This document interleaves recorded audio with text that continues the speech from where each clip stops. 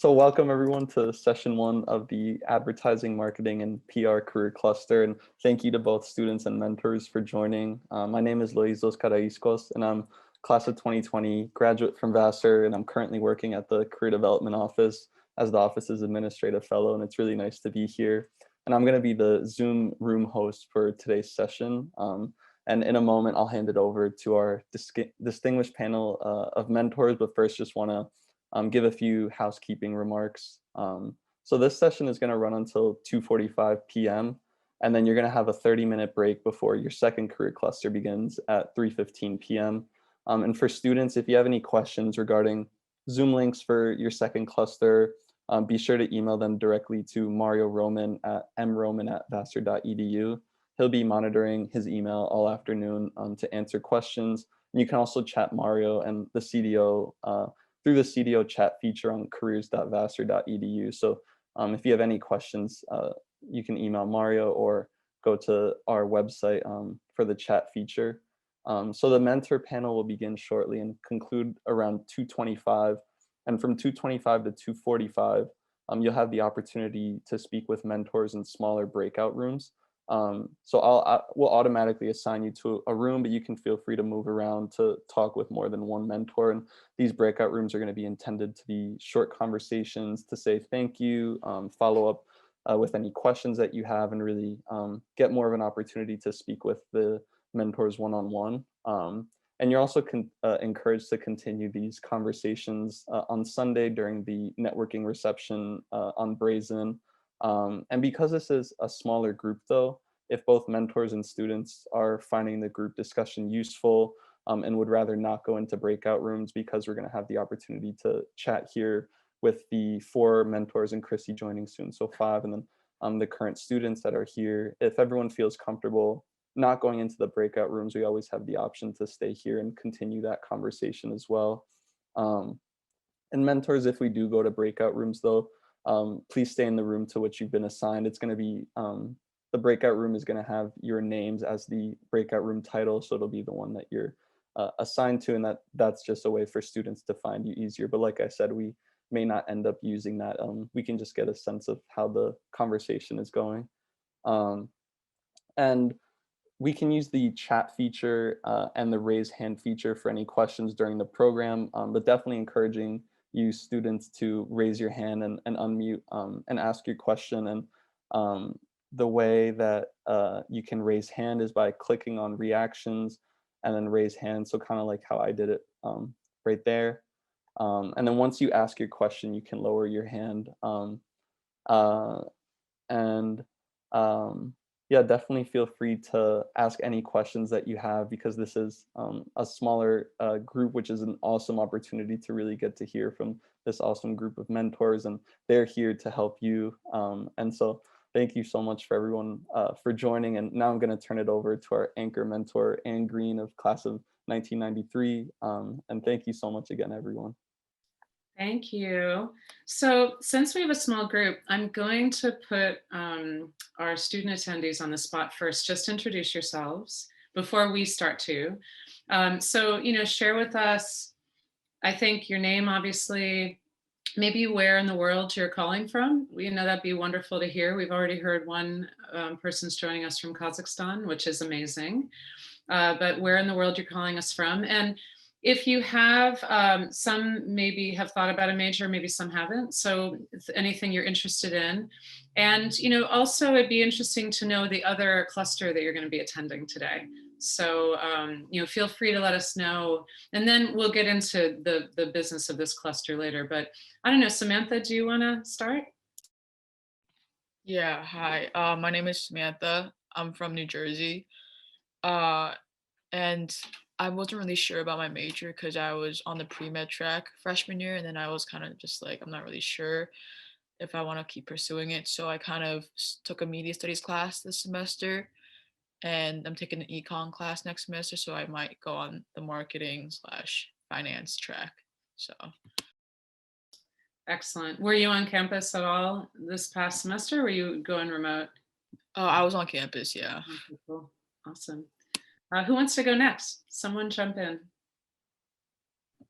Hi, everyone. My name is Eja. I'm originally from Istanbul, Turkey, but I'm currently in Portland, Oregon. And let's see, I'm a psychology major, and I'm just exploring various fields that I could possibly go into with psychology. And so my other career cluster is business and entrepreneurship. Yeah, and I'm really excited to be here, and thank you all for speaking with us today. That's great. Oh, and Samantha, what other cluster are you attending today? I meant to ask you that too. Sorry. I think the financial one. Okay, cool. Yeah. Awesome. Jack, do you want to go? Yeah, sure. I'm Jack. Hello, everyone. I'm calling from Queens, New York, and I haven't declared a major yet, but I've taken quite a few econ classes, so I'm thinking about doing econ. But I've also like explored many other like paths like political science too, so I'm still on the fence about that a little bit. And the other panel I'm attending is also finance.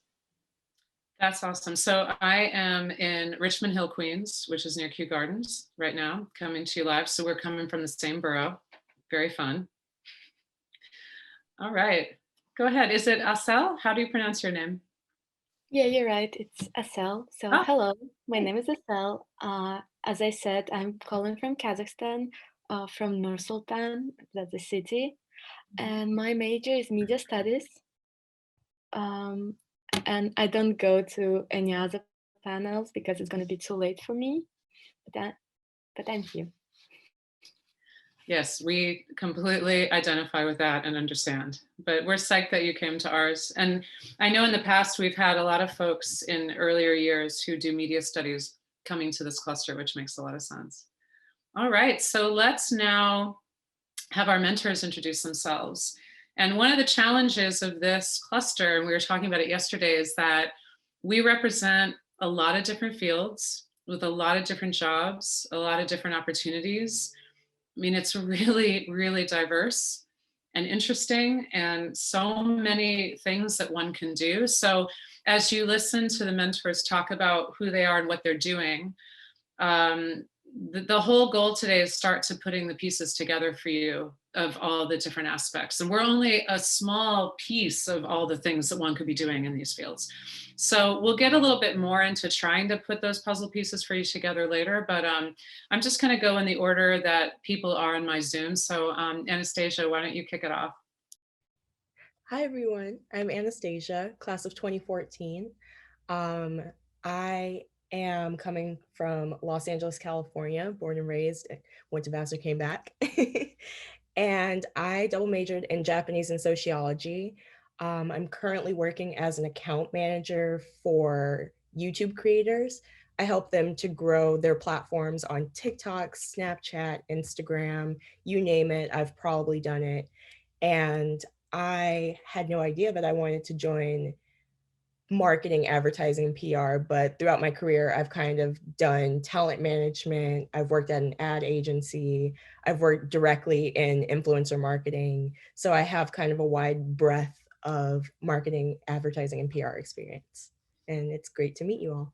So Anastasia, Jelly Smack, where you're working now, Yes.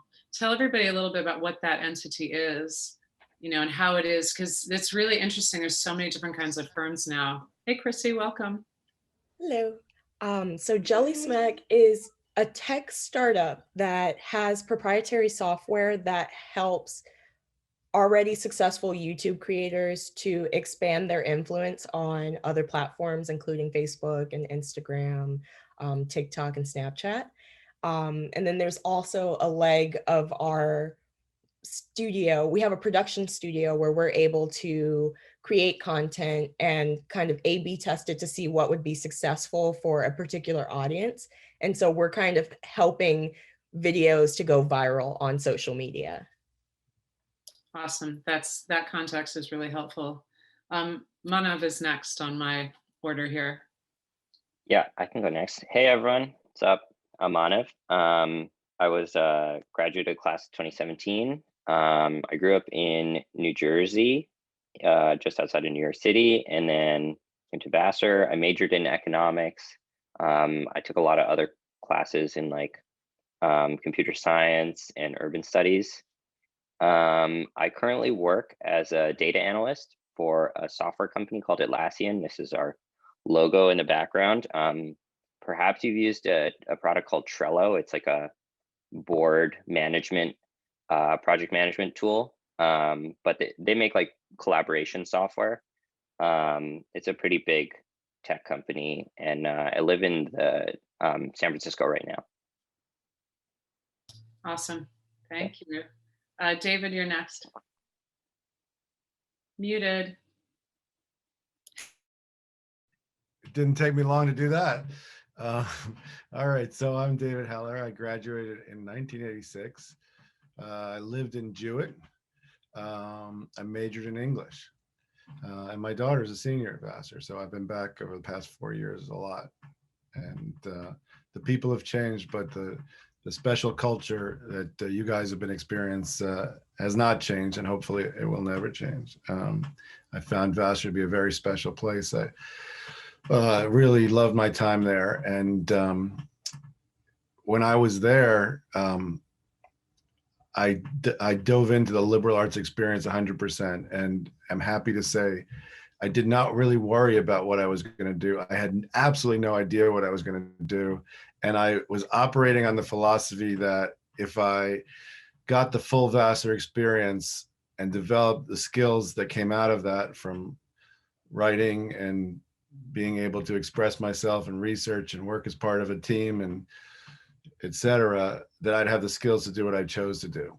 And that was my philosophy. Although when I graduated without having any idea what I wanted to do, it was very scary. Partly because everybody, this may have happened to you already, but people start asking you, oh, what are you going to do after? What are you going to do with your career? Oh, what are you going to be when you grow up? And not having an answer to that question, I found, when I was a freshman, didn't bother me. But when I graduated, and I didn't know the answer, it got a little bit scary.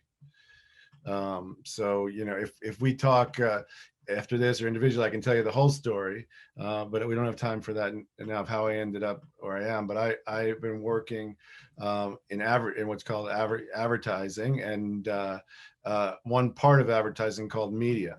It used to be part of media called media planning, and that's sort of the strategy.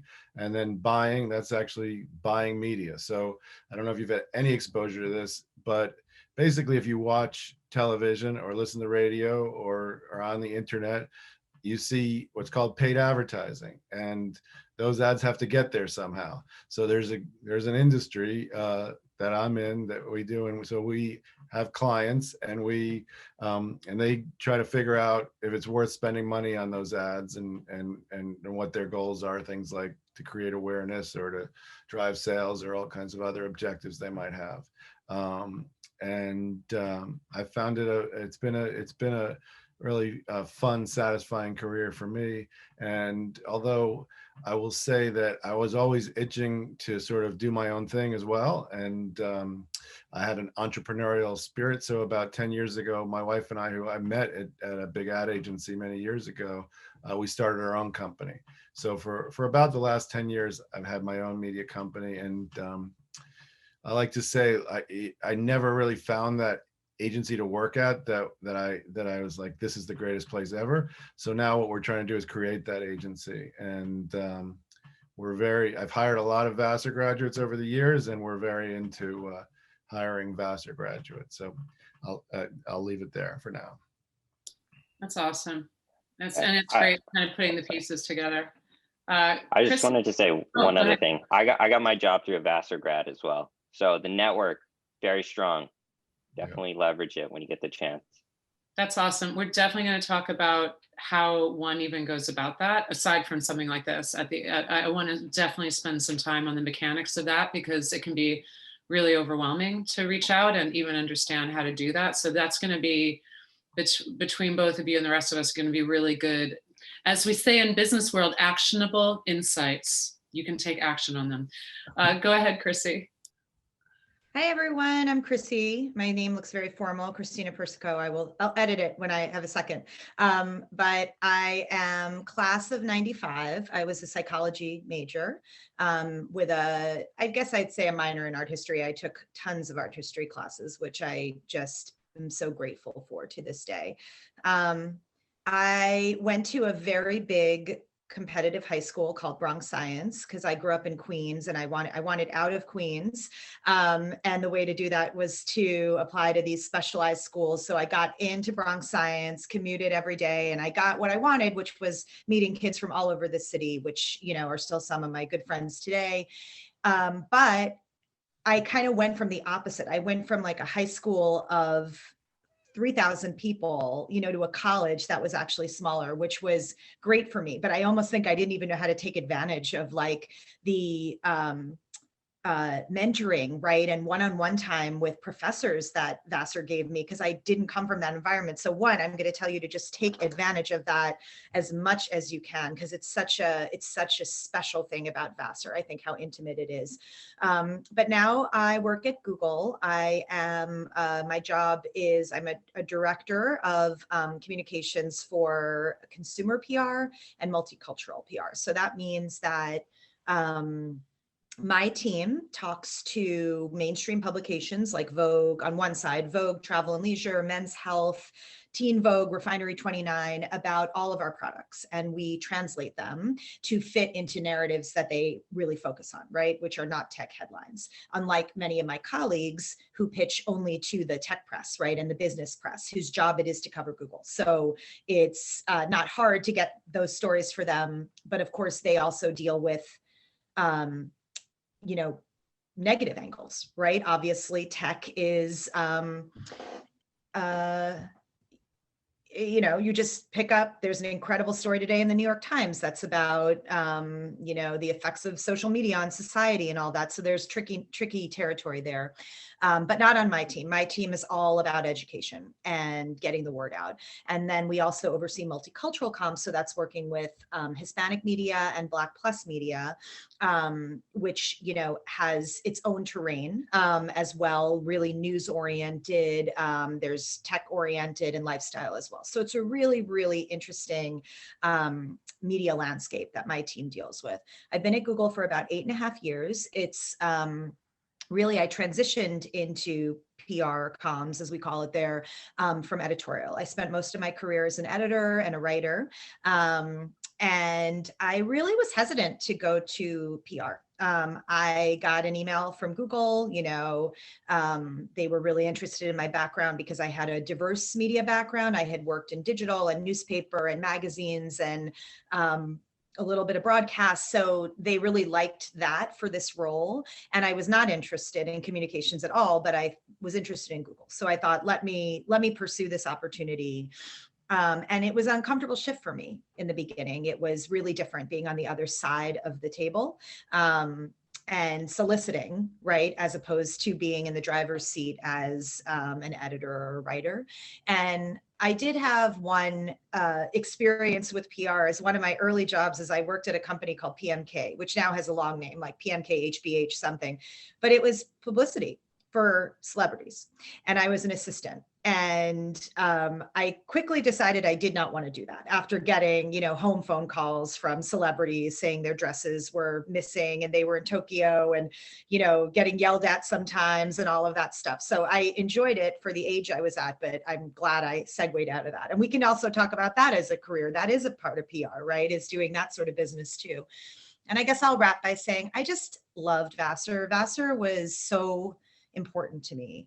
I get a little emotional thinking about it because it's like I'm sitting right now in the house of two of my best friends who I went to Vassar with. My best, closest friends in the world are my Vassar friends. And I think that Vassar allowed me to see a side of education that wasn't just competitive, which is what I had come from. It was intellectual. It was driven by conversation. The funniest people I've ever met in my life went to Vassar with me, and I'm sure go there with you too. So it's such a special place. So it means a lot to be back here talking with you guys. Can I just, thanks, Chris. Can I just, am I muted again? No. No, you're good. Can I just say, I think, you know, having talked to a lot of recent grads or, Vassar students over the years, to me, it's you think about marketing and you think about advertising, and I think a lot of people's understanding comes from popular culture. And I don't know of a single sort of movie or television show that gets it right. So to me, if you don't understand the industry as a sophomore at college, I wouldn't expect you to. And so one of the things like we're talking about here, like Ann and Chrissy work in one part of marketing, which is PR, right? And I work in what's called paid media. So if you want to put an ad that costs money, that's what I do, right? And that's a whole huge industry in of itself. And if and these guys can talk better about PR, but if you want to get the word out without paying for it, you do PR. And I think a lot of people know about PR because of Sex and the City. I don't know if you guys have ever seen Sex and the City, but that's sort of the popular culture. Now in media, when popular culture covers advertising, they're always doing creative, right? Every TV show or movie is doing creative. And so here I am working in media. If you ever watch Mad Men, there was one media guy who barely got any time. So there's no way, even if you like watch every movie about advertising, you would know anything about what I do. So hopefully that makes sense today. So anyway, I just wanted to throw that out there. No, I think this is important. This is about connecting the dots. So just briefly, my background, I graduated in 93. I lived in Davison for 3 years and I was in the THs. I love the chat. My TH was very old. We loved it. We tried not to abuse it too much. I like staying in the new TAs when I am there for reunion. I'm on the board of the Alumni Association of Vassar College, AAVC. So I do get to go back. Before pandemic, I was there for all the reunions. I'm head of the nominating committee. So it's fun to live in the TAs too sometimes. But my major was English. And I had focus areas in women's studies and in vocal performance. So I spent a lot of time in Skinner. I was a voice student there. And I had intended to be a professor of literature. I really, really love academia, but I wanted to work first. And so I did internships. My father was in business, which was helpful. You have to recognize where that privilege comes from. I was lucky enough to have a professional dad who said, yeah, we'll help you do an internship in the summer. And I lived in New Jersey, about an hour out of the city. So I was able to go into Manhattan and intern. And I found in the career office back in the day, nothing was online. The internet was very young in those days. And they had these big dusty binders on the shelf of the career development office. And I found an internship at an agency. And by the way, when we say the word agency, you guys may know this already, but in our world, there's a thing called a client, which is like a normal organization of some kind. Google would be a client. And then there are agencies that serve them. And agencies, there's professional services. That can also be lawyers and accountants. But there's media agencies, PR agencies, influencer marketing, many, many branding firms. So if we say client or agency, you'll kind of understand there's two worlds here. And there's a few of us representing, and there's also technology providers. So where Manav works is a different kind of an entity, right? It's a developer. But I found this agency called Burson Marsteller that had an internship that paid pretty well. And I had to figure out what PR was without the internet to look it up. And I ended up starting my career. I left after 2 years to do most of my PhD at NYU in American literature in 19th century with a specialty on Edgar Allan Poe, which is strange, but hey, there you go. If anyone's interested, we can talk about that later. But two executives from Burson Marsteller who are very senior started their own firm in 96. And I said to myself, oh, I'll go freelance with Andy and Ralph for a while. They're great, I'll go help them out. And the way life goes, and this is another theme of today, which is just to be open to the journey. 22 years later, I was an owner of that firm, the CEO, and we were a $6 million agency. And in 2018, we sold our firm to a larger firm called G&S, which is what I'm at now. And I'm one of 11 owners, and I'm managing director of the New York office. And I went from a 30-person firm to our firm now has 150 people, and I have about 60 people on my New York roster. So I never anticipated being a business person. Like David, I was like, I don't know. And I certainly never anticipated being a business executive. And I really love teaching still. So one of the things I do in my world is I've done a lot of training over my life. So I do media training, which is helping people of all kinds, scientists, executives, students I've worked with, because I worked with a lot of higher education institutions, get ready to talk to members of the press, like Chrissy used to be before she was on the other side, talking to the press. Or I also do presentation skill training. How do you present in a way that's compelling in all kinds of mediums? I do presence training, meaning how do you express yourself as your own human being and get your presence across, right? So my point in my journey is that you being open to like, wow, I didn't think, and I have to say, when I say being open to the journey, when I was in grad school and at Vassar, I think to David's point, this idea of marketing, I'm a Gen Xer, right? We hated the idea of selling out. It was like so gross. I think today, in Anastasia working with creators would know that like, people are so much smarter today about like, I can be an artist and I can still make a commercial deal and make money and I'm not a sellout. Like I don't have, Gen Xers have this real hang up about this, right? So I think a lot of my friends thought marketing was some kind of gross thing, sellout or something. But, you know, before we start getting into, you know, the dialogue about what all this stuff is, you know, I would say that these fields we're in are really intellectually stimulating. Like I've worked with clients in every sector you can imagine: financial services, healthcare, technology, consumer. I launched cell phones. I've worked with appliance companies, like anything. And so if you're interested in learning things, like there's aspects of psychology, there's aspects of technology, there's aspects of like, how do I understand what a market is and what ads should we buy? So as you hear us talk today, think about the fact that any idea, like for example, voting, we should vote, an idea, a concept, or a product. Like here's a pen, it's a new pen. It has things about it that are different and better.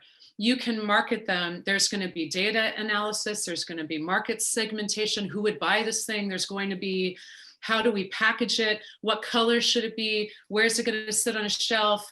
Or if it's an idea, who needs to hear it? How do we communicate it? Who's going to write about it? Who's going to design things that we see? So, you know, I want to stop there. And for any of the other mentors, do you guys want to jump in and help connect some of those dots? I mean, is this resonating with other mentors on the call about thinking about the breadth of this field? Yeah, I mean, to me, I think one of the challenges I was saying for you guys is you think you might be interested in marketing or advertising, and then, you know, how do you learn about that? It could, you know, you could take another 4 years to figure it out, right? And you don't, you know, when you get out, you have that pressure to get the job. So you've got a lot to figure out, and you also, you know, want to go in a particular direction. So I think that's really tricky. And so, one of the suggestions I make to people is like, is to read a lot. And, you know, I did this. It's like, I got books off the Vassar career office shelves, but I felt like, you know, that would prepare me. Like, then I could think about the things that I was reading about and think if they made sense. And that also prepared me to have conversations with Vassar alums about that field, and then prepared me to succeed in the job interview. So I think, you know, for everything that Vassar does well and everything that a liberal arts college does well, one thing I don't think they do well is and not that they should, but is prepare you for your job search. It's a completely other thing. And the burden is really on you to say, I'm going to do this and do this really well. Or, oh yeah, my friend just started this job and they need someone and I can get an interview. And you don't realize how important that first job decision is if it's not the right job for you. And I have friends, you know, here I've been out for many years who are still trying to figure it out because they didn't take that time when they got out and sort of find the right path for themselves. And so, you know, I think congratulations for being here today. You know, it means that you're thinking about stuff and you're getting your liberal arts education. And I think that's really good. As long as you're not one of those Vassar students who's like so worried about their career, they're not getting what they should be getting out of Vassar. I think that's great. So for the students on the call, I mean, one question I have for you guys is, did any of you have a sense of some of the fields in this cluster coming into it? Did people come in kind of cold to it and was like, I really don't know what this is about, but it seems interesting? Share with us, you know, what were you thinking you might hear today? For some of you have media studies backgrounds. So anybody jump in and say, what were some of the things that either that you knew about these kind of fields or that you were curious about? Don't be shy. This is your chance. And I'll pick on Jack. Jack, did you have any preconceptions coming into this thing today, or like what these fields are about? honestly not really, but I found the idea of advertising interesting. And like in my mind, what I thought advertising was, you know, collecting data from consumers and like products that they would normally use and sort of marketing things for people to buy, or ideas, like you said, that people can maybe do something about. That's what I thought advertising was. And I thought that was very interesting. So that's why I signed up for this one. Yeah, and that's not off at all. How about you, Edja? Did you have thoughts about what you might hear today when you came in here?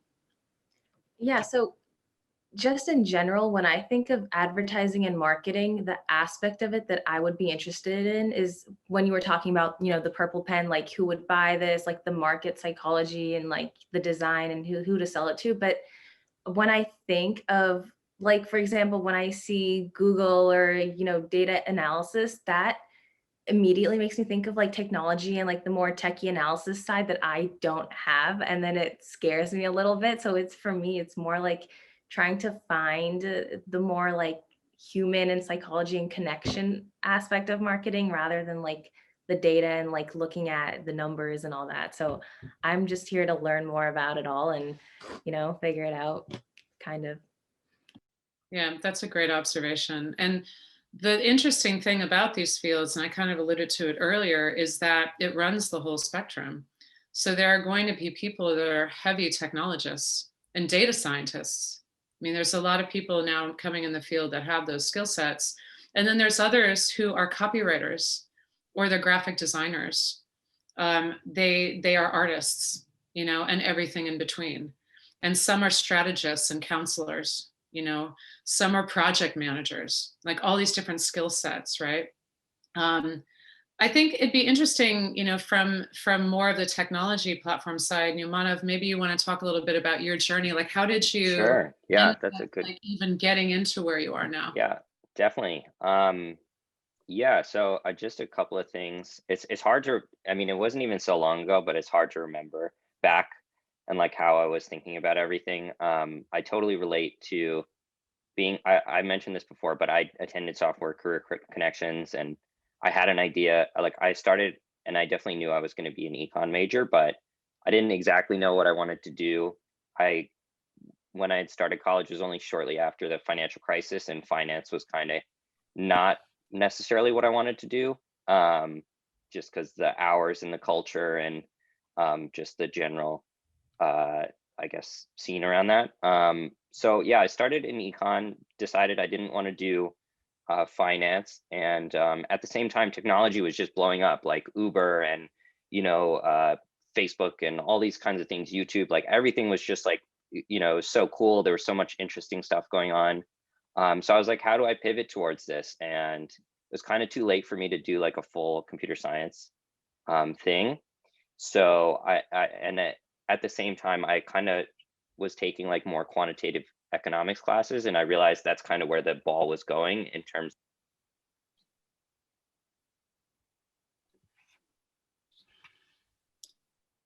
Oh, your sound cut out.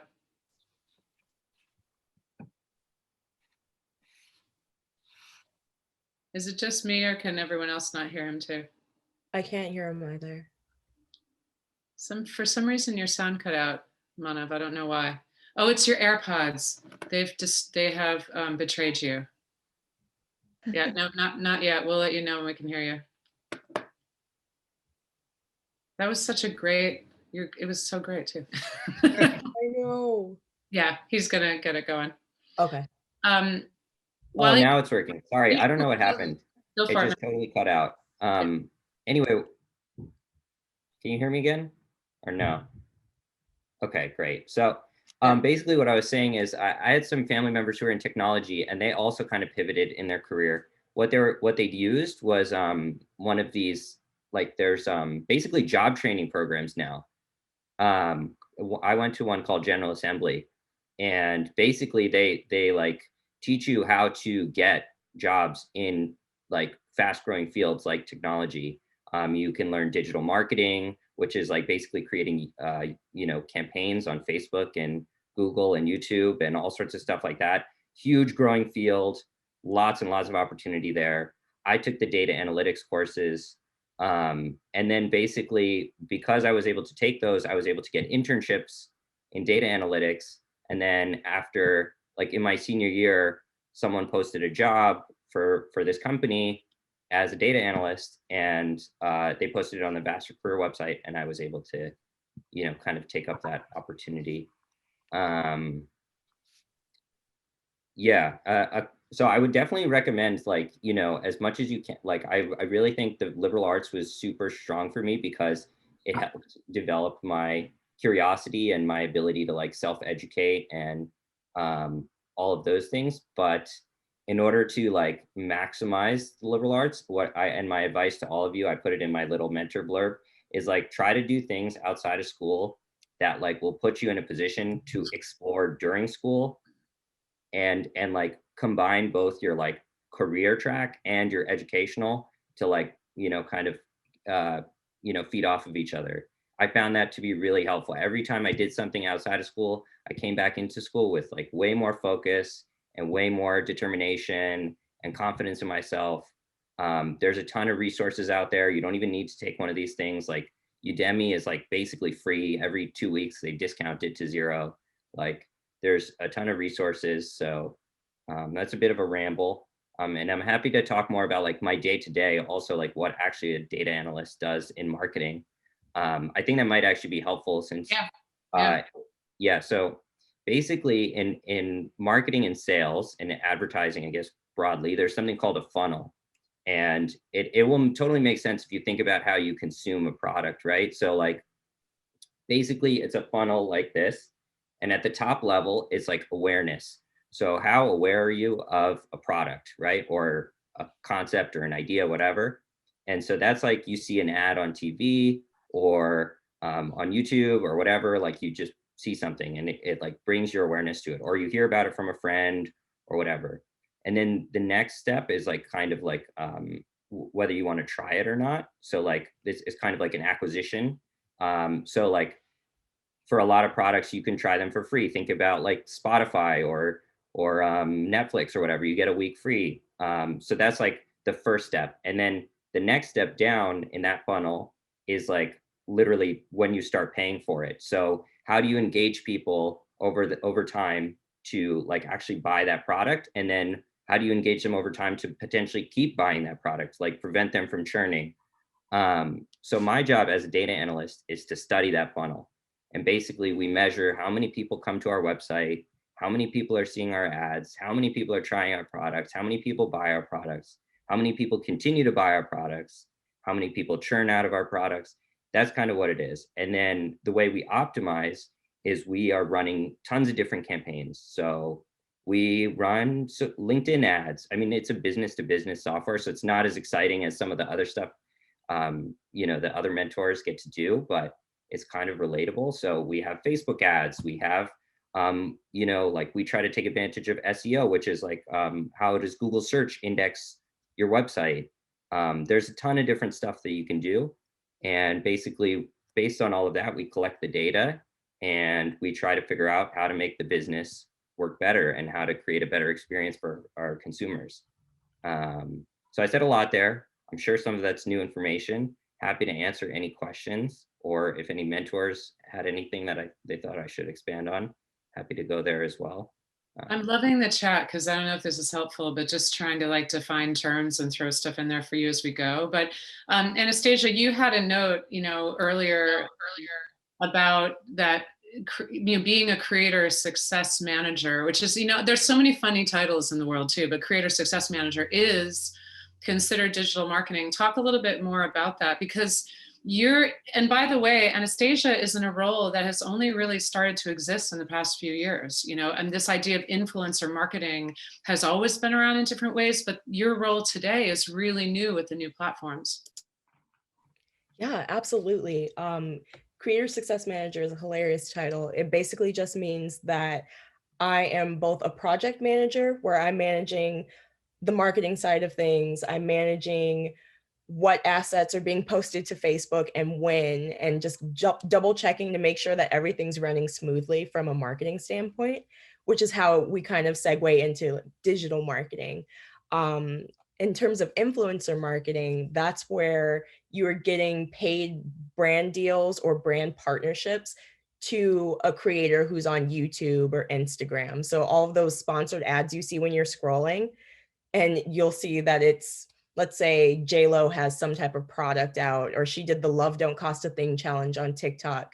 That would be considered like a sponsored ad or a brand deal that we helped to procure for them through the brand.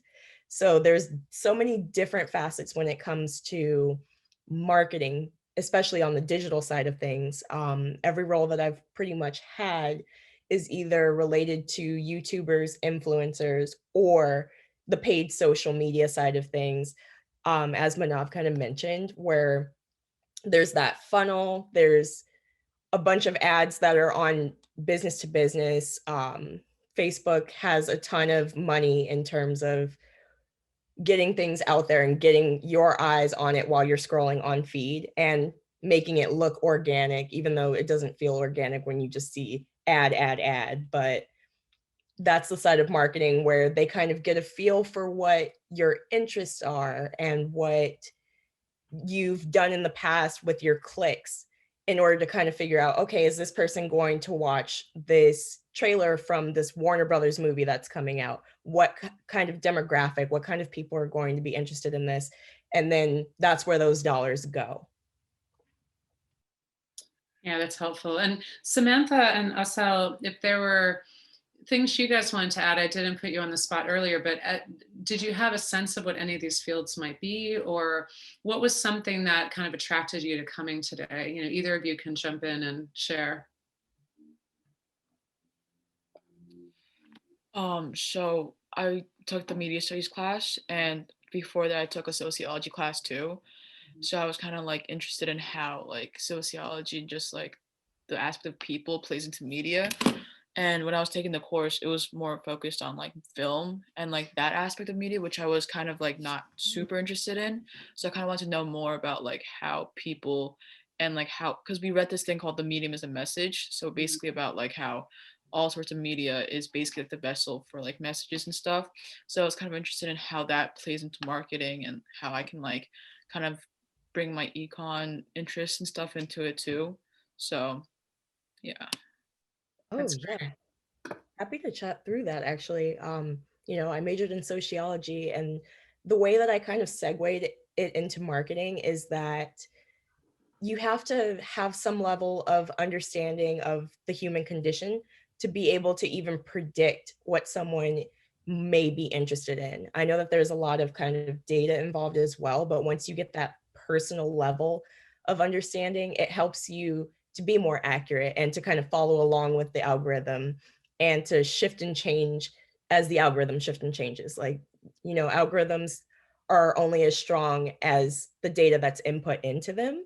So you're able to kind of read data and then turn it into a story that makes sense for people, and that may or may not be just a number. It would be looking at the demographic. Okay, ages 13 to 17, they're going to be interested in this super cool movie that's coming out that has a lot of action or something like that. So it's just being able to make those connections and being able to understand it as a group of people instead of just the data alone. Working them together makes a really excellent marketing campaign, in my experience. Yeah, there's a lot of data in our field, but there's a lot of humanity too. There's a lot of creativity and individual human intervention. Asel, were you gonna jump in and say something too? Yeah, I wanted to say, like, I had an internship at a media platform and I worked with journalists, but I spent like 2 days at the advertising department. And that's why I came to this panel, because I'm interested in advertising. It, I just want to know like different aspects, how it works. Like you talked right now about data analysis, humanity, and creativity, and I wanted to find out more how those things like relate to each other to create one product. Yeah, one thing that would be helpful, and I'm going to call on David and then on Chrissy, is to talk about people like David. If you hire someone either as an intern or right out of school into your firm from Vassar or any school really, but imagining they didn't go to one of the giant communication schools where they were majoring in media buying and planning, which is a thing. What is their day going to be like? What are the kinds of things that you'll be training them on and that you're going to be expecting them to do in those first few months and years of their career? That's good. That's a good question. Let me try to draw a bigger picture of like what we do, because we're a sort of a startup ourselves, and we help startups, right? So what's going on now a lot in our culture is that people are coming up with ideas. Some people call them disruptive ideas, and then they're trying to build companies around these new ideas around technology, right? And so a lot of what we do is we basically, these companies, they know how to buy digital marketing themselves. So they get on Facebook and they get on Google themselves, and they sort of see if their idea can get some customers. And then they get to the point where they're like, okay, we have something here. And they go through series of fundings. They take other people's money so that they can build out their companies. And they get to a point where they need to do more than just digital marketing. And that's generally where Assemble Partners, our company, comes in.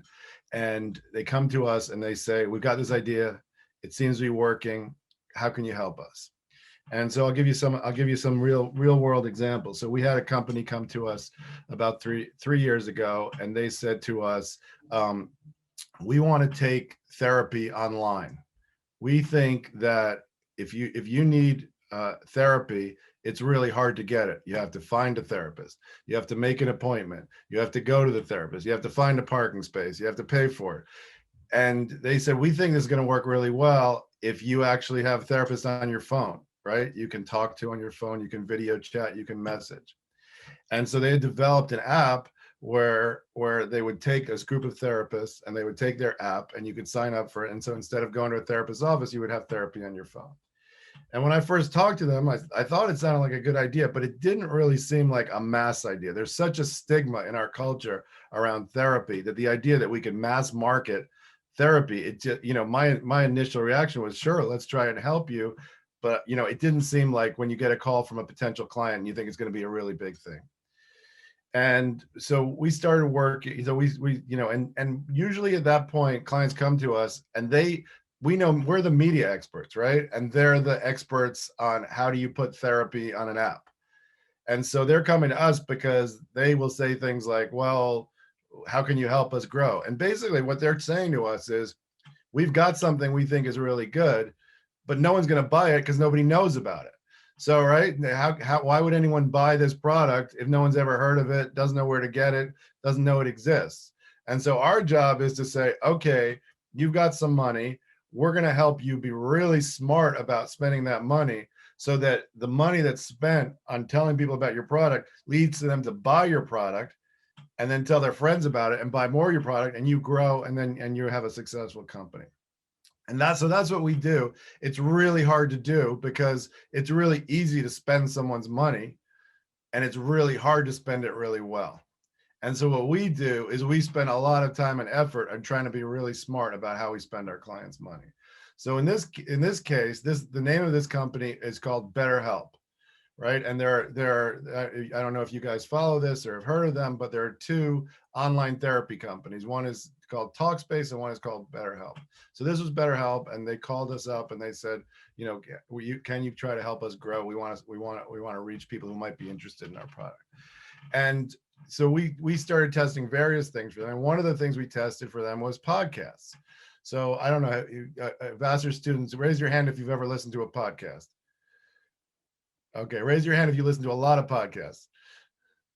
Okay, so we started advertising on podcasts. Now, if you've listened to enough podcasts, podcasts is sort of the new great thing in our industry right now. But there's something interesting about them, which is if you listen to a lot of podcasts, the host of that podcast will actually talk about the product. So it's not an anonymous announcer. It's actually the host who will then go on and potentially endorse the product. So we started buying podcasts for BetterHelp, and lo and behold, this started working really well for them because we had podcast hosts we didn't know how many podcast hosts had actually been in therapy, but what we found is that a lot of podcast hosts, when talking about BetterHelp, were very happy to talk about their own experience in therapy and say how important it was, and that BetterHelp is a really great way and an affordable way to try therapy. So this was a small client for us, and all of a sudden they said, "Oh, this is working," and they started buying more and more podcasts. And we're a small company, but we started hiring more people to buy their podcasts. And then last March, when the pandemic hit, if you think about the pandemic and you have a therapist, what can't you do? You can't go to your therapist. And then if you're in your home or in your dorm room and you need a therapist, what is better than being able to get a therapist on your phone when you're stuck in a pandemic? So their business just took off last March. So we have spent the last year just growing and growing their business. And then about the middle of the pandemic, we started seeing the press that they were the biggest spender on podcasts in the US and in the world. So that's just, I don't want to take too much of everyone's time, but that's a nutshell. So what we did is it was like, I look at it as problem solution. A client comes to us, they say, it's always the same. They want to grow and they want to do it in a way where they don't waste their money. They want to come to us because we have an expertise. In this case, we know how to buy podcasts. We know how to buy radio, television, magazines, digital, et cetera. That's what I've been, learning how to do for the past 30 years. So I look at it as problem solving. So if you guys worked at our company, you would be helping us solve that problem. Well, after they made podcasts a success, they said, well, what else can you do for us? What about radio? How about magazines? How about this? How about that? And so that's just like, it's like, well, I'm using my Vassar education there to try and help solve their problem and figure that out. And so we're doing a lot of different tests for them. These guys are talking about the funnel, and that's part of the way that we look at things. But we're just trying to figure out, how do we spend $1? And most clients these days want to spend it in a measurable way so that they're convinced that they get more than $1 back. And that's called now performance marketing. And there's also something called brand marketing. And brand marketing used to be dominant, and now performance marketing is becoming dominant. And we'll see 5 or 10 years from now where we are. And I expect it's going to swing the other way, and there's going to be some kind of balance between the two again.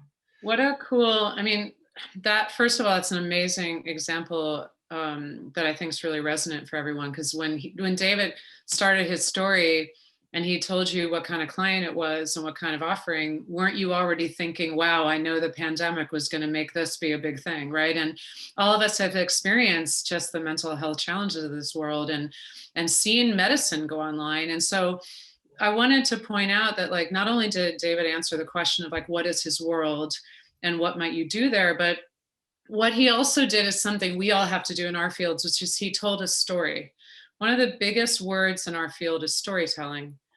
And it can be like a buzzword and a cliche, but the fact is that when I talk to executives about speaking to the media, I say, well, you can tell the stats or the general stuff about your product, but then you need to tell a story of the human beings that use it. Because when you tell a story, you bring people into the room. And for those who might have studied neuroscience at all, it lights up the brain. It roots in our memory. It makes it more real and it makes it more memorable. You'll probably remember that story David told as one of the things from this panel, I bet you, because it's real. So I wanted to point out that not only was he talking about what he does, but he's also talking about a core tenet of what our worlds are, which is trying to bring something to life, whether it's through data or through the media or through creators. And I don't know, I bet you that, the folks in his team probably would be reaching out to folks at Jelly Smack to talk about what kind of things can we do together with the creators you have. So we got the storytelling, great stuff in the chat, awesome. Chrissy, like, in whatever way you want to, you have a team and you have, I'm sure you're hiring young people. I can say young people now because I'm almost 50. I'm sure you hire young people who are coming from a lot of different backgrounds, just like you had. So talk about whatever aspect of that you want to. Yeah, I think, I don't know who said it on the call. Let me go to the next screen. It was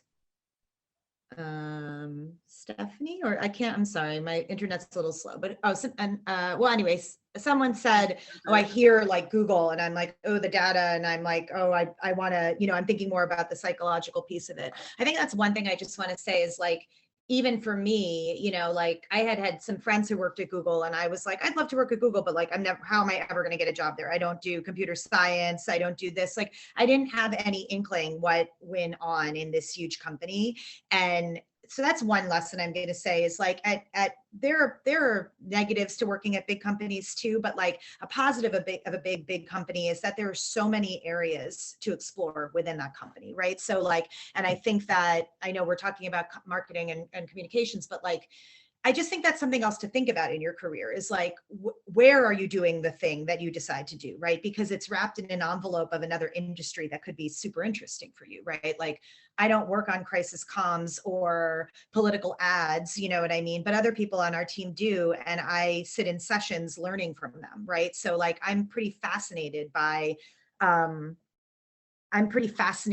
the things that Google touches, and I think it's exciting. I also think technology is interesting because it is always changing. So whatever I was working on the first day I came to Google, a year later I was working on something completely different 5 years later. So there's a real evolution in the industry that I think is exciting. But I guess what I wanted to start with is I sometimes, this is me being narrow-minded, but sometimes, you know, I'll see a resume and it's like, you know, a small college and someone's like, I you know, majored in PR and communications. And I'm like, what, why? You know, like, I think it's so wonderful that Vassar doesn't have programs like that. Like, I think the things you do at Vassar can funnel you into any career. And I think for me, the most important part of communications is the communications piece. So I look for people that are super strong writers and who know how to speak, right? Who know how to actually like articulate, right? Their themselves and their ideas. You know, I had little to no PR experience when I interviewed at Google, and I totally got the job because I had ideas, right? Like, I came into the table with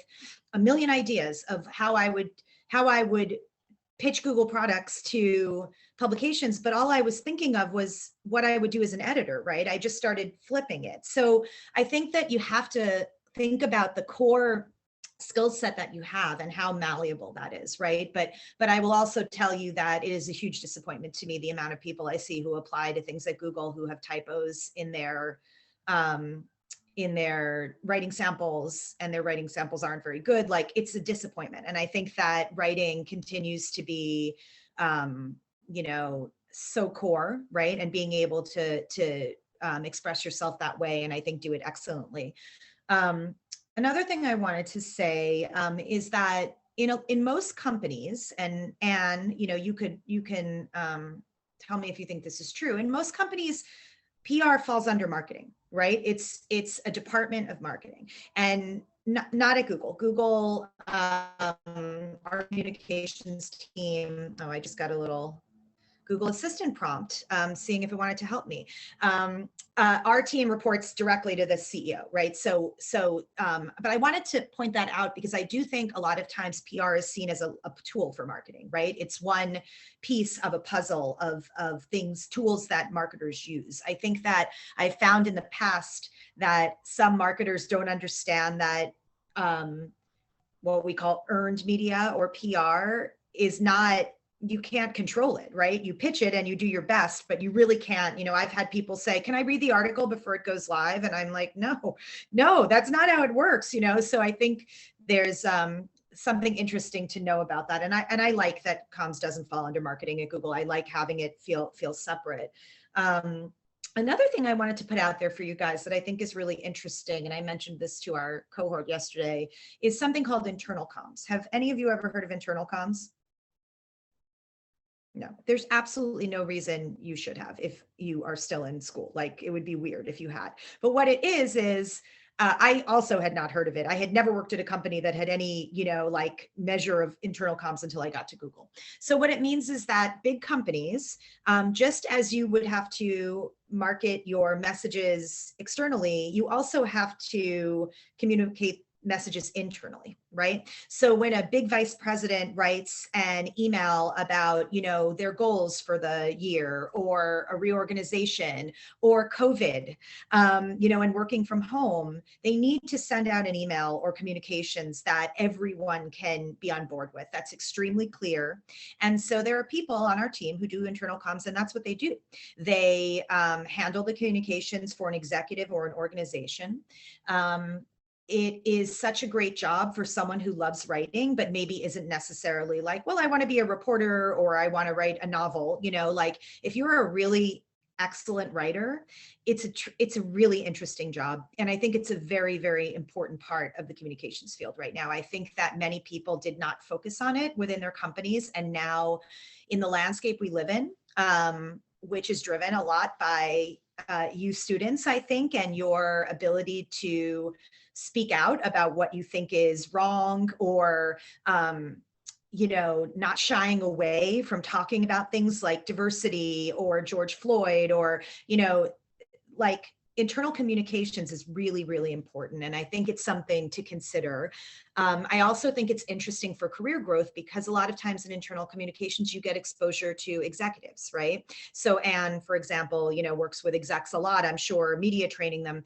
This is like you become like a trusted counsel to them, and you're helping them make decisions about how they communicate with their team, and advising, right, on how things should go out. And that's actually amazing for people's career. It helps you develop, you know, executive presence and all those things. So again, that mainly exists at these big corporations, but it's a pretty fascinating field. People also in internal comms do, you know, again, this is such big company talk, but all hands, right? Or things like that, where you bring everyone together and it's like a, you know, a day or an hour where they're presenting, you know, so it's these little internal events or big internal events that are a huge part of it. And I think it's really interesting. Measurement also becomes a part of that. Measurement is also a big part of our external comms. We have a team who only focuses on measurement for us. So I know I put a lot of things out there, but you know, it's a really broad field, you know, and I think that the reason I've been so happy at Google is because of the sheer amount of things I get to talk about with press, right? And another part of it, which I'll leave you with, is media relations. So media relations is all about getting to know your press, knowing what they're writing about, having relationships with them, being able to go to them and pick their brain. Like when COVID hit, you know, and we were all working from home by March, we obviously really pulled back. We didn't do any outreach to media. We wanted to be really sensitive, but we started to have one-on-ones, conversations with all of our press. And within a few weeks, we were able to kind of confidently say, okay, this is what they want. They want video call. They wanted Zoom, not Hangout, but they wanted Zoom stories. They wanted things that make your Wi-Fi better. They wanted fun. Like they were dying to run stories about Google Earth's virtual tours of national parks, or arts and cultures tours of museums. Like it was really easy to find a way in. And we got a great press, you know, we got tons of hits, but only by working with our press to understand what they wanted. And we also started to understand that their websites were doing really well. Like people were stuck at home reading Refinery or, you know, whatever, Travel and Leisure, whatever it was, people were really visiting those sites. So we realized they needed our help, right? So we only can do that by having these close relationships that we nurture. You know, I push my team. That's the biggest thing I push my team on, is media relations, because you don't really have a business. But anyway, I talked a lot, so I'll pause there. I hope I put some seeds in your head about kind of the diversity of this field. Yeah, and I think your point about internal communications, one of the most important thing in any organization right now are its employees. And there's a huge voice, you know, generations that are just coming out of college now, and also the millennials, which is a big group, very diverse. Really want to know why they're working someplace. They want purpose. They want to have a voice. They're going to be critical. And this year, and we can talk about this too in a little while if you want to, you know, there's a lot of issues around social and racial justice that every organization needs to understand and speak to and understand its relationship with. And organizations don't pretend to pretend to be apolitical anymore too. You know, silence is a political statement as well. So there's a lot of great stuff there. I want to make sure in the time we have left, there's a really awesome thing in the chat happening, and between Eja and Anastasia. Just talking about, Anastasia was putting out there, just to summarize for those who haven't, you probably all read it, like I've read this, Anne, thank you. But just about the fact that she didn't have a major that was marketing, but you had to storytell about what that meant. And so Eja was saying, wow, that's really helpful because it's kind of overwhelming. So I think we should take a moment to to start to get into your questions about not just the networking thing, but how do you connect what you are doing? And again, some of you haven't fully declared a major, but how do you connect with what you know is going to be sort of the liberal arts education and in all of its forms? And then how do you tell that story about how that might connect to somebody in our field?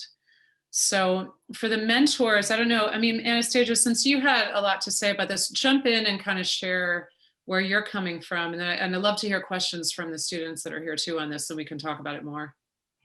Oh yeah, happy to help with this one. This was kind of my Achilles heel when I was coming out of college, because all of the job descriptions were like, must have a marketing degree, must have like just very specific, must have communications.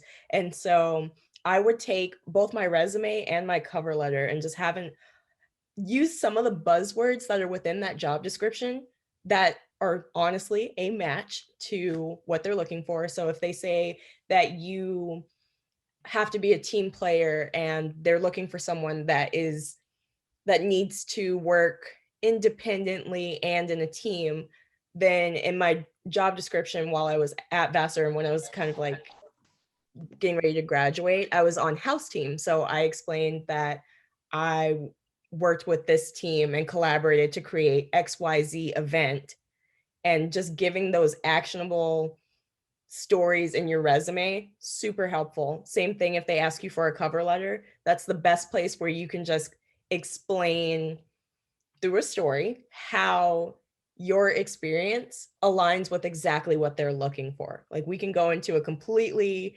in-depth workshop another day on that, but just that's kind of the Cliff's Notes of what they're kind of looking for in terms of diversity and how you can get into those fields without having obviously a marketing degree.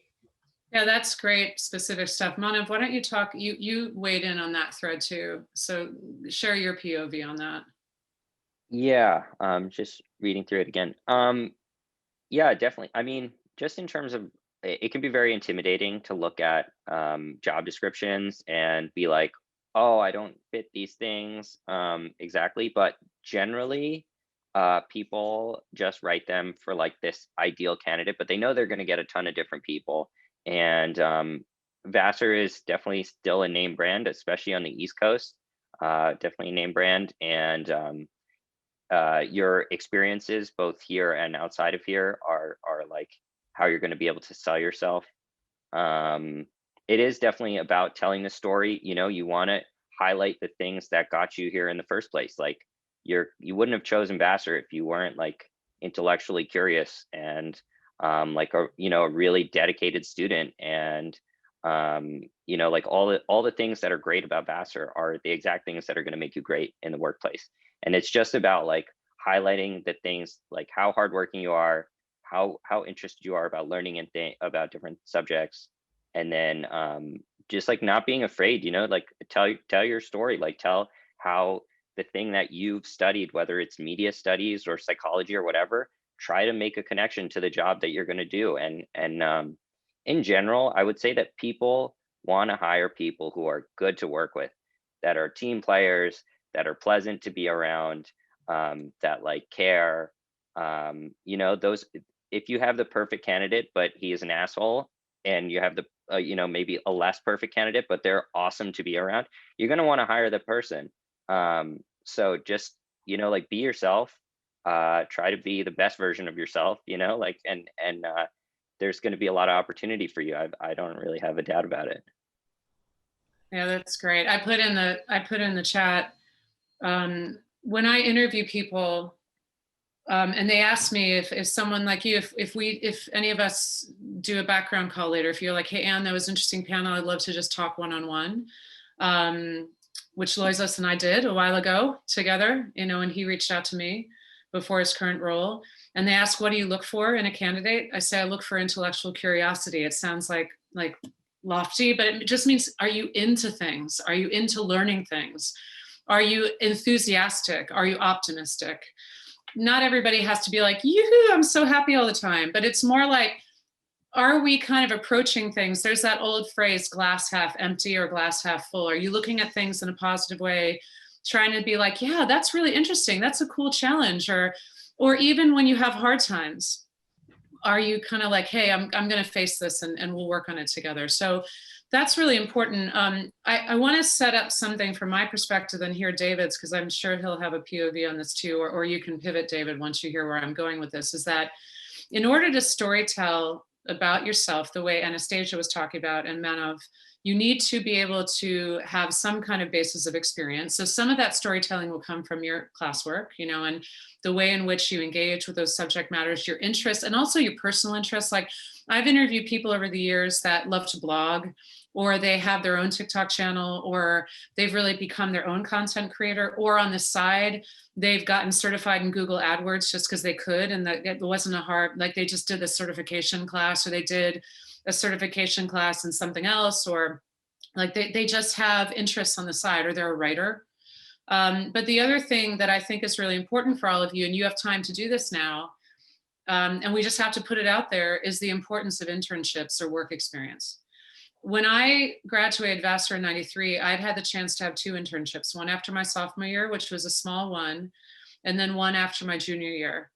That made me kind of special at the time for liberal arts. Like a lot of people in the early '90s still, I mean, a bunch of people were working, but having really focused internships that kind of were both in the communications field, which is sort of random, but I was an English major, a writer. I was very verbal. Obviously, you could talk quickly and write, and that kind of set me apart.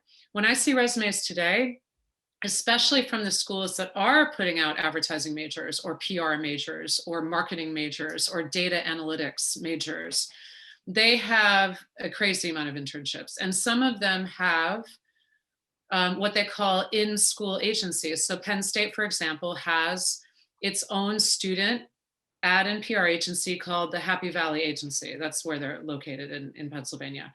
And so they take on nonprofit clients and they do actual client work. And so that's, I don't mean to say that to freak you out. It's just that's real, right? So that's out there.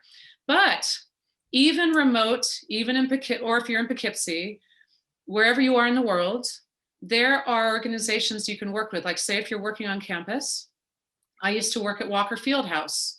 I used to do in the office of the sports department, which was funny because I was a theater and music and dance person, but I was working at Walker Fieldhouse. I would help them with some of their press releases. I would help them with some of their communications. I know other people close to your ages that might work with a nonprofit in Poughkeepsie. You might help them with their social media channels. You might help them plan a virtual webinar.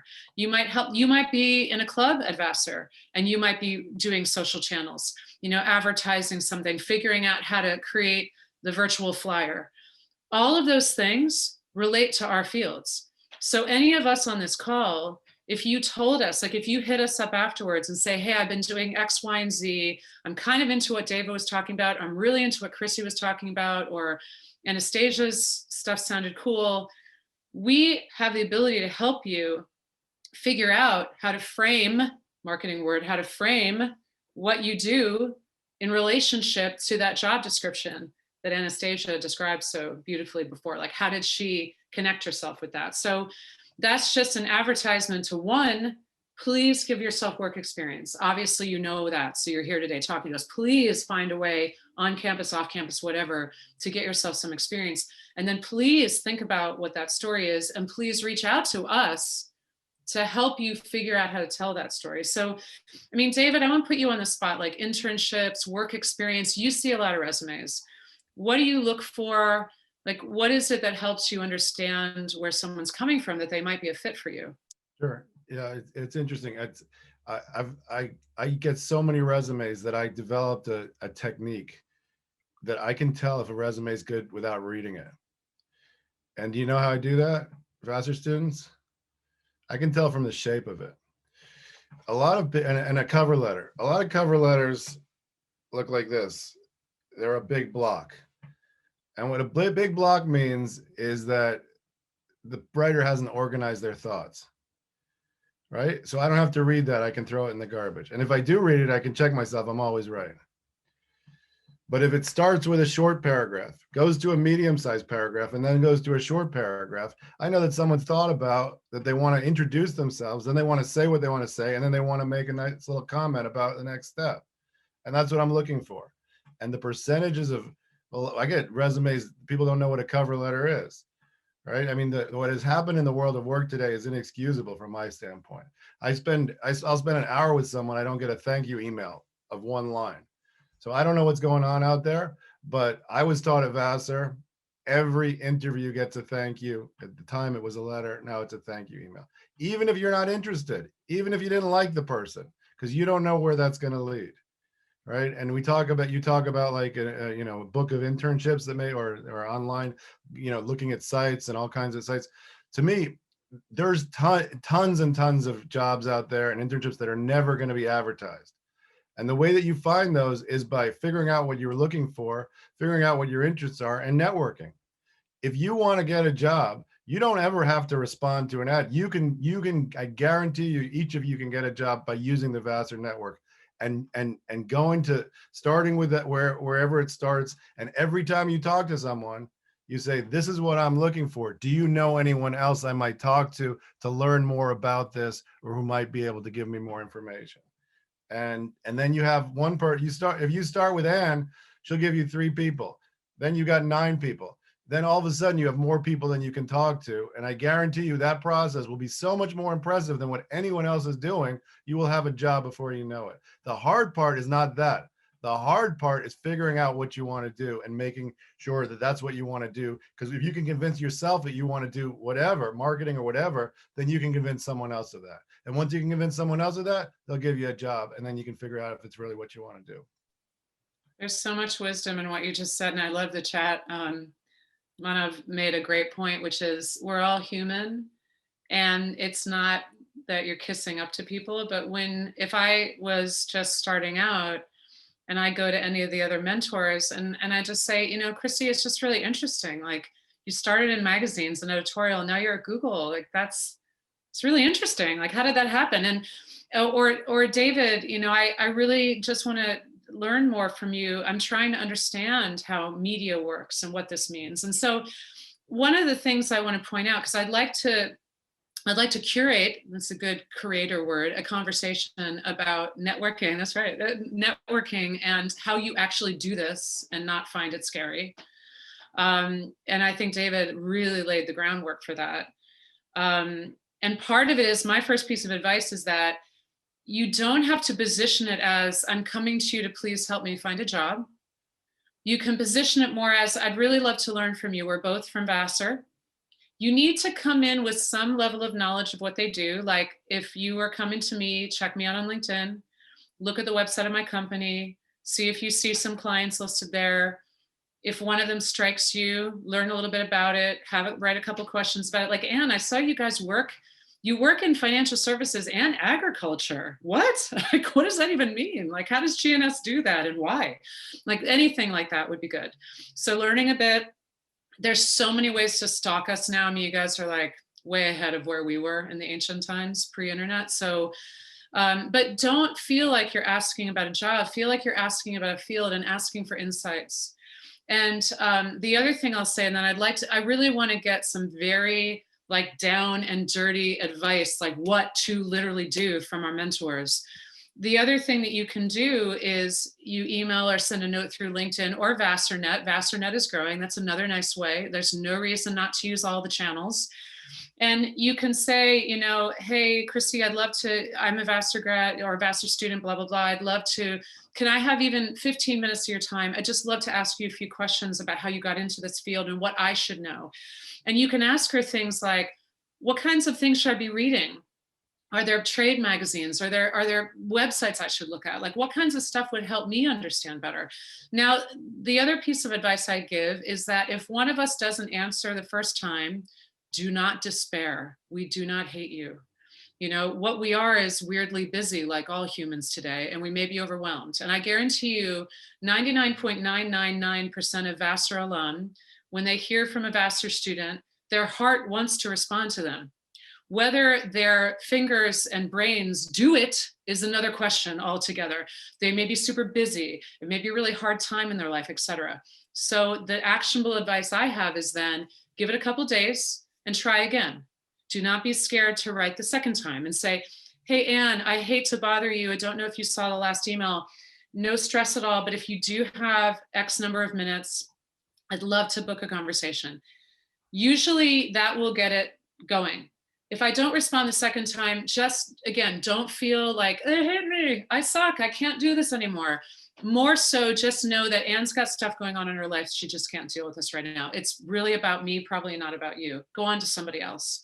So what other, yeah, go ahead. I just want to comment on that. Nobody teaches you about the emotional side of the experience. But I got to tell you, you graduate from Vassar, you're on the top of the world. You have a great degree, you learned a lot, you made great friends, and then what happens? You move back in with your parents. You have this incredible independence, and all of a sudden your parents are like, do your laundry, clean your room, or whatever. And it feels hard. I mean, you love your parents and you're happy to be there, but it feels horrible, right? And then they're like, get a job, or what are you gonna do? And you don't know. And maybe this is not gonna be all your experience. I'm generalizing, obviously, but managing the emotional side of that, and figuring out how to get a job, because what are you going to do in that situation? You're just going to want to take the first job that comes, and to be able to tell everyone, oh, I got this job and I can get my own apartment, or I can move in with my friend. I just hired a guy. I'm going to tell you, his main motivation for working with me was that he had a group of 5 friends that he wanted to move in with, and he couldn't do it until he got a job. Right. And so that has nothing to do with advertising. That has to do with the emotional experience of graduating from college and looking for a job and trying to manage your life when when you've just graduated from college. So don't underestimate the power of the decisions that you're going to make in that context. And it's hard. Sometimes I have friends who made the terrible decision. I have a bunch of friends who wanted to be actors. They didn't really want to be actors. It was fun. I think it was fun. Like, I got out of college, I'm going to be an actor, So I'm sure you guys have stories too about, Manav and friends who are probably still doing nutty things after Vassar. I don't know. Yeah, that's great. What other, it is very emotional. And that's why I don't take it on yourself that if someone doesn't respond, it's like there's some problem with you. What other like really nitty gritty, because networking is so overwhelming, that the other mentors want to jump in with? Yeah, sure. I can jump in real quick. I mean, I did this process pretty recently. So, and I was like, just for a little background on me, like, my parents are immigrants, they came to this country to like give me a better life and a better education and, more opportunities. So I was like pretty aggressive about like figuring out what I wanted to do post-college. So during school, I was always on the hunt for internships and whatever. And I mean, one, you're already doing the right thing right now. Like everyone here, you can see there's a lot of enthusiasm to help you guys out. Definitely take advantage of that. Make a LinkedIn, get your resume together. There's a tool called the LinkedIn Alumni Finder, and it has everyone who's ever gone to Vassar, and you can see exactly what industry they work in, exactly what company they work for. You can just Google it if it's not working for some reason. There's a ton of talk to the CDO. I would suggest, and then just like in terms of things that you actually want to say, like this is the script I would usually do. Either I would get someone to get someone's email through a conversation or through a friend of a friend or whatever, right? Like Manav Dalmia, like coffee chat or like 15-minute conversation. You come in, you've done your research on LinkedIn, you've done your research about the industry, the company, you have your like maybe 3 or 4 questions that you want to ask, like a couple about that person and their journey, a couple about like how you can get there yourself. Ideally, you don't want to take up too much of that person's time, but, try to make them feel good. People have, different, it's just, there's a human part of all of this, and people want to feel good about their jobs. Like some days I feel great about my job. Some days I feel miserable, but like, it's you can really make a difference in someone's day also by just hearing them out and letting them share what they do with you. And then that creates like a real connection.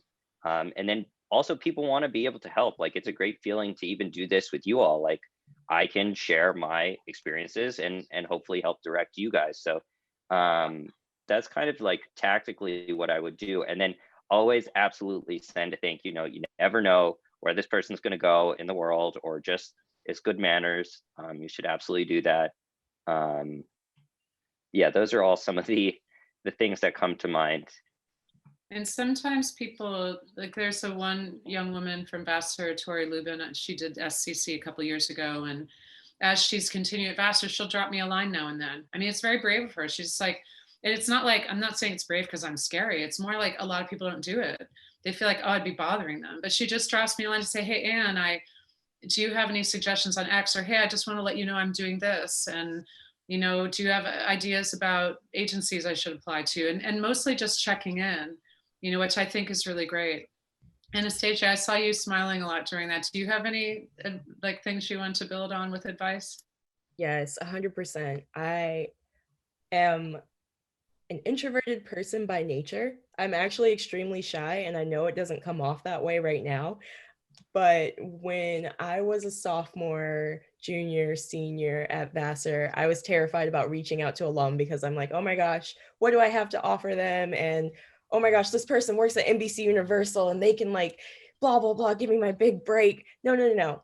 The best thing to do is just let go of what other people can do for you and just connect with them on a very base level. I feel like the other mentors have mentioned this earlier, where you just find common ground. Like right now, all of us have common ground. We're in this breakout room right now and we're talking. You could even be like, great, it was so great to talk to you in the breakout room, would love to connect with you further. And that starts a conversation. Or for example, okay, I majored in Japanese. So if one of you are taking a language class and you reached out to me and said, hey, I saw that you went to Temple University Japan campus. What was it like living in Japan? I will be so excited. I love talking about JYA, and it'll literally make my whole entire day if you just took that like 2 seconds to like look at my LinkedIn or the website and to just be able to say that something resonated with you, because then that starts the conversation and we're just talking about normal stuff. Just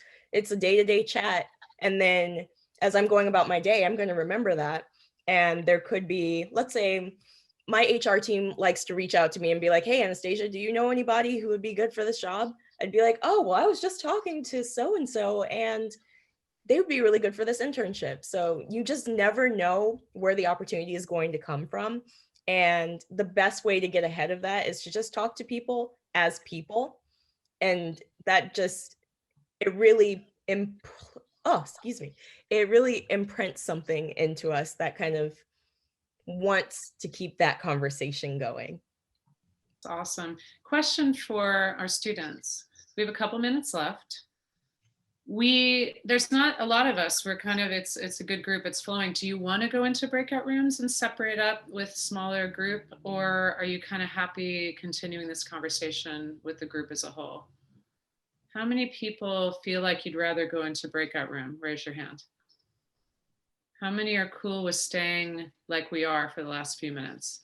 Is that, all right, we're gonna stay like we are. Chrissy, you've been hearing these it's like actionable, nitty gritty, do this tips. Which I hope, is that helpful, students, by the way, to like have these like super specific, okay, go ahead, Chrissy, if you have something to add.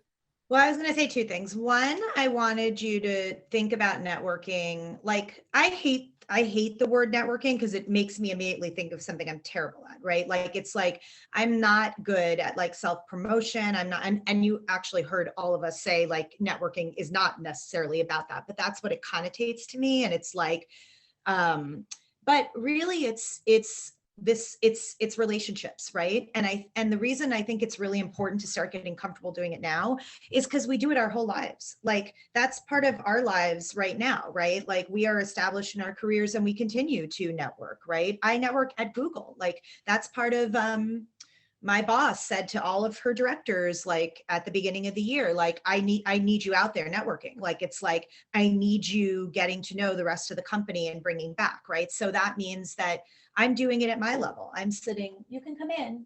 I'm sitting and being strategic, but I'm being strategic, right? I'm saying, well, I'm not going to go to Marvin because he already does this. So I think it's good to just start at your age. It's such an asset, like, to be able to lay the foundation for this. I think in terms of this is very tactical. People come in and interview with me, and I'd say about 40% of the people have an amazing spiel, right? They're like, I did this and I did that. And like they've done good things, right? And they've done the littlest bit of research. They've Googled Google, and they've looked at the most recent Google stories, which sometimes is a story that was in the New York Times yesterday. And like that's it. And so I'll say, what are some story ideas, or like, what are some ideas you have about Google? Oh, and then they'll refer to the article they saw, or they'll say something really obvious like, maybe how you could use Google Maps on a vacation. And I'm like, that's a hard, like, great idea. So my point is, even people coming to a place that I consider to be a very competitive place to interview, I find have not gone any deeper than the surface. And so I would encourage you to take that time, right? And in any comms job that we're talking about here, I think Anne made a great point, which was like, oh, let me look at all her clients and like not only have questions, but maybe have some ideas. Like, ideas to me like mean something. Like, that means that person is gonna have that spark that I need, right? Like, and I think that you can be so nervous going into an interview, and I think that kind of level of preparation can make you feel so confident. I wanted to go back to storytelling quickly. A big part of our process at Google is our performance reviews. I'm sure many of you on these calls have them as well in different forms, and they're really a lot, right? And they can be very intimidating. And what I'm always telling people is like, tell your story. You did stuff. Like, what are you so afraid of? You did all this stuff in the past 6 months. Like, start telling your story. And so I think that what you guys can start to get really good at is like, what are your pieces of the pie? What's your internship? What's your job experience? That's important, right? It really is. Like, you need to have some of that as you're going into this place. What's your personal story? Like, what, if you're willing to share that, right? Like, who are you? What are your interests? Do you volunteer? And then like, what's your Vassar story? Like, it's like your education, but on top of it, all the things Anne talked about. Like, I, like ran, oh my God, I'm about to really date myself. I was like, I ran a dance at the Aula. Is the Aula a thing anymore? Does that exist? Is that a yes? Okay, good. Yay, go me. But anyway, I think, do you know what I mean? Like, I find it really helpful to think of this pie. And if you think of a pie, it automatically makes you a little more interesting, and you have a story to tell. And I do think that with the right manager or the right hiring manager, that resonates, and, I'll wrap this. I was intimidated. Look, I'm old and I have a successful career and all that. But when I was asked to write my bio for Vassar in this round, I was like, oh my God, I started looking at other people's bios and they're like, I'm on the board of this. And like, I got this award. And I was like, I have gotten none of this. Like, what is wrong with me? Like, have I not networked enough, this and that? And then I let myself feel a little bad. And then I went back and I started really thinking about what I do at my job, right? And I started to flesh out like, well, what is this job and what makes it interesting? And what other jobs have I had? And like, I worked for Annie Leibovitz, and who cares? She's totally weird. And that was a strange experience, but it is a part of who I am, and it taught me something. So I think like, break down that wall of being like comparing yourself to everyone, and learn your worth, right? And tell your worth, because people want to listen, I think.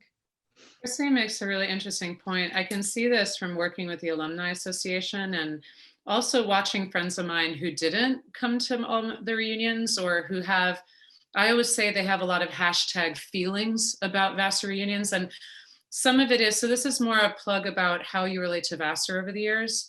There's going to be a lot of people you go to college with that are going to seem like they do these amazing things. And there are some Vassar grads where you're like, literally, holy shit, I can't believe these people are doing this. And what Chrissy said is a very real thing. And it can happen with your friends. It can happen in your jobs. You compare yourself to others. My friend at work said something this week, which I've heard before: comparison is the death of joy. And so what I want to encourage you on, because I see this a lot with our alums, like, everybody who went to Vassar is just a person, and no matter how successful they've seen, they've had the same highs and lows and joys and griefs and failure. And so as you go away from Vassar, but this applies to work too, don't let your fear of what I haven't accomplished enough, I haven't done enough, I can't show up back at an alumni event because I'm not good enough. Please, please hear me. Do not let that be you over the years.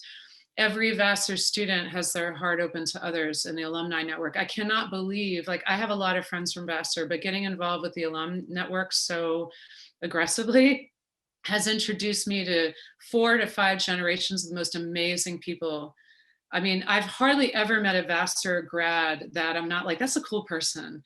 And as I've gone to my reunions, like we'll run into people like they had a divorce, they had a death in the family, they've had this, they've had a career failure. And you're like, man, that sucks. And like, but we're still friends. Like, let's get through it together. Or maybe they've had a big success. So whether you're networking now or relating to Vassar in the future, don't let that kind of thing get in your head. I know this is a funny thing to say, but I'm seeing it all the time. And so that this network of people, no matter how close, like maybe during Vassar you won't make a ton of close friends, like maybe you'll have amazing friends, like I don't know, but don't ever forget that this network is filled with super cool people who are going to be there for you. And don't let your whatever voices in your head like cheat you out of that. That's really important. In the last couple of minutes, questions. We've been like talk. So what do you guys want to know? Anything that struck you or last questions before we let Asel go to sleep? Poor woman that she is out in the middle of the night.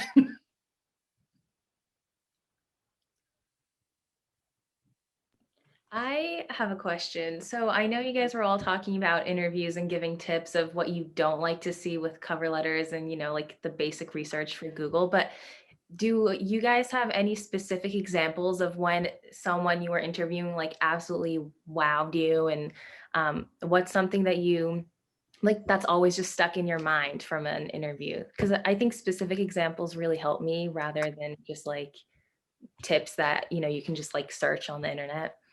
Right. Yeah, so for me, there's interviewing is a process, right? So right now you guys are at the very, very early stages. And when you graduate, you still may not know exactly where you want to go. And so there's an information interviewing, which is, hey, I'm going to go meet with Anne and ask her about PR. And I have like 50 questions I want to know the answers to. And then there's the job interview, right? That's when there's a job there that you want. And sometimes it's a little confusing. Sorry, snow just fell off my roof. So sometimes it's a little confusing. Is there a job there or am I getting information? Right. And so the thing is, the tip that I have is when you're going for that job, you want to go for that job and you want to be prepared for that interview. And you want to know, the thing that's going to get you that job is that you know what that job is as much as you could possibly know.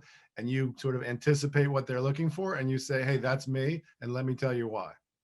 Right. That's the best way to get a job. Information, but you may not be there yet, and there might be a job there, and they're asking you, well, how well do you know Excel? Do you know pivot tables? Blah blah blah, and you may not even know what they're talking about, right? So you'll get through that with a little experience interviewing. But I think it's important to get through that information process, to get through this whole process to the point where you're like, hey, I want to be a blank. There are 10 companies that have a lot of these positions.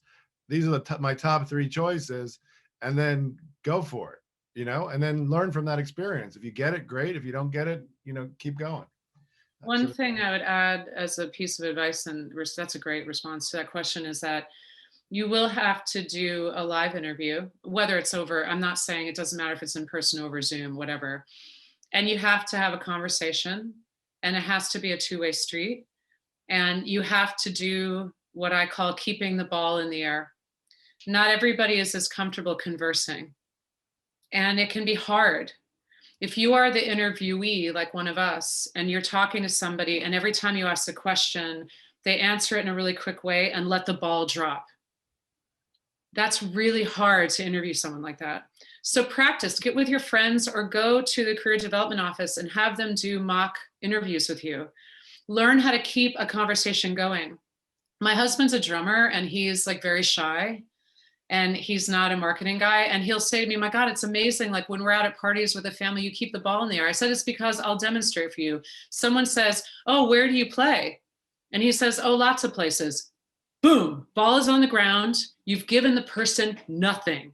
I say to him, here's what you should do.